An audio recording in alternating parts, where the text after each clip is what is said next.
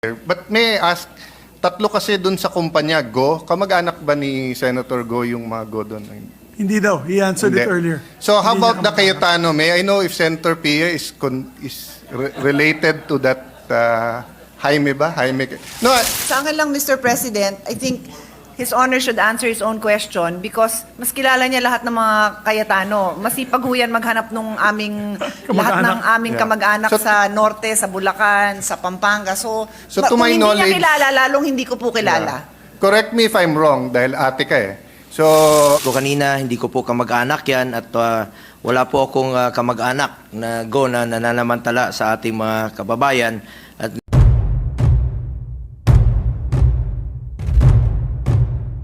And Batangas, Senator Christopher Bongo is recognized. Mr. President, I joined the gentleman from San Juan and Zambales in his call to look into the issue and uphold patients' rights. This issue was briefly raised by Senator Raffy Tulfo during our April 2 hearing of the Committee on Health.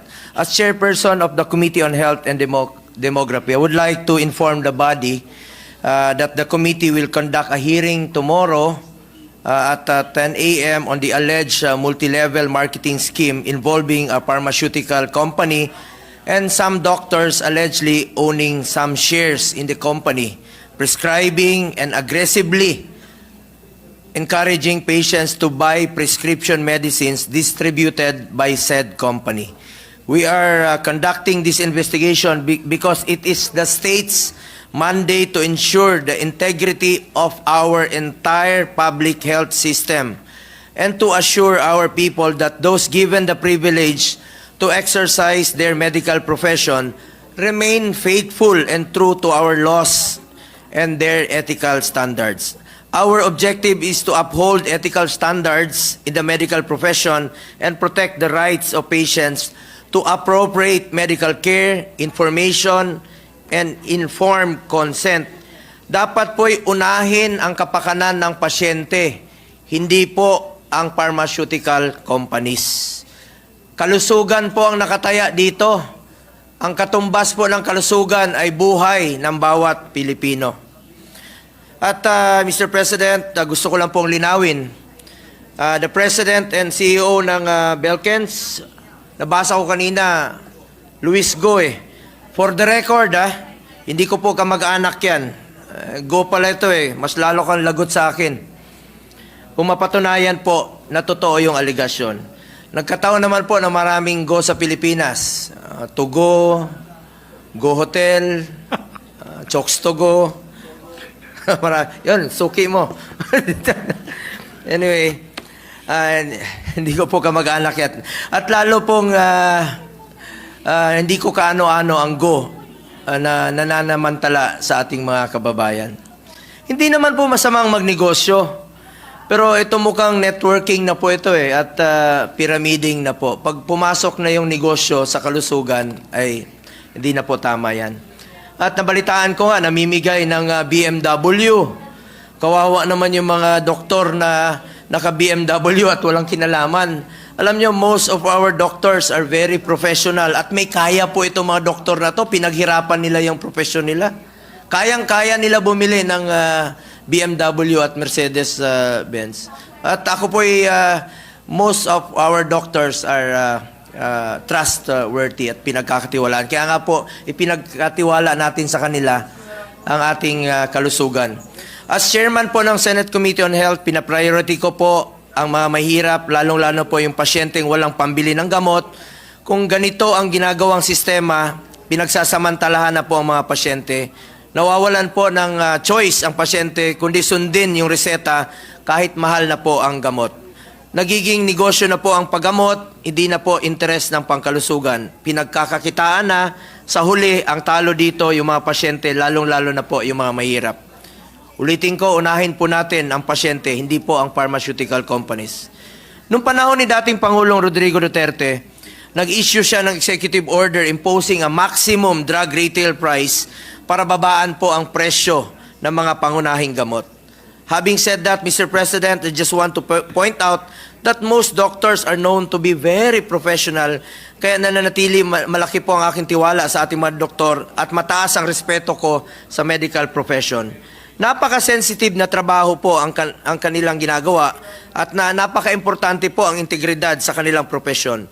Concern tayo dahil ayaw nating dumating ang panahon na mawala ng tiwala ang publiko sa mga reseta ng mga doctors natin.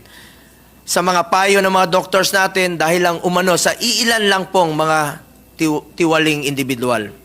Alam naman natin ang dakilang sakripisyo ng ating mga medical doctors at hindi natin matatawaran kung yung kanilang sakripisyo sa panahon ng pandemya. Hindi po natin mararating ito kung hindi po dahil sa kanila. Marami sa kanila nagbuwis po ng buhay at nagkasakit sa panahon ng COVID. Ayaw nating umabot na sa punto na pagdududahan ng mga kababayan natin, lalo na yung mga kapos sa buhay, ang nireseta sa kanila ng doktor nila kasi sasabihin na may komisyon dyan sa mga doktor at dahil nagdududa na nga, ayaw na nilang bumili ng gamot. Mas lalong lalala ang sakit, mas lalong lalaki po ang gastusin ng ating mga pasyente. We will conduct the hearing tomorrow to get to the bottom of this issue at nag-issue rin po ang DOH ng Department Circular 2024-041 calling all concerned to uphold ethical standards. Kung sino man po nag-issue nitong ethical memo about ethical standards, dapat kayo mismo ay maging good example. Siguraduhin nyo lang po kung sino yung nag-issue ng mga memo na ito na kayo rin po ay sumusunod sa ethical standards. Sigurado kayong hindi rin kayo tumatanggap ng mga mamahaling sasakyan. At we will conduct the hearing tomorrow. Rest assured, magiging patas tayo sa hearing na ito. Pakinggan natin ang lahat ng involved. Ang importante, lumabas po ang katotohanan, mapanagot po kung sino po yung may kasalanan at patuloy na naisusulong natin ang interes at kapakanan ng mga kababayan natin. Lalong-lalo na po yung mga mahirap nating kababayan na nagkakandahirap pa po maghanap ng pambili ng kanilang gamot. Ang hirap pong maging mahirap. Dapat po itulungan sila, hindi pagsamantalahan. Maraming salamat, Mr. President. Maraming Mr. President. salamat, Senator Go. Senator Cayetano, sir. Mr. President, I have no doubt that Senator Go will be very fair, unbiased, and judicious if its committee will hear. But may I ask, tatlo kasi dun sa kumpanya, Go, kamag-anak ba ni Senator Go yung mga Go dun?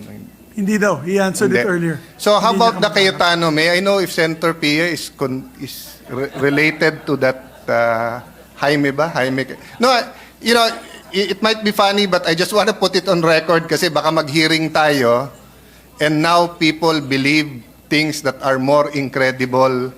So ayoko lang na mag-hearing tapos sabihin, panay ka mag-anak ni Bongo yan, panay ka mag-anak ni Pia Cayetano, related din ako kay Senator Pia Cayetano.